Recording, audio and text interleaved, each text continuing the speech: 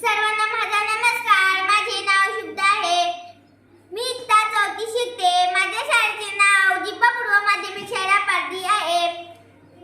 मी वाचलेल्या पुस्तकाचे नाव गुरुदेव रवींद्रनाथ टागोर आहे. या पुस्तकाचे लेखक भारत शिंदे आहे. या पुस्तकाची किंमत 25 रुपये आहे. या पुस्तकाच्या मुख्य भागावर गुरुदेव रवींद्रनाथ टागोर यांचे छायाचित्र काढलेले आहे. पुस्तकाच्या मागील बाजूला शाळा पडलेली आहे.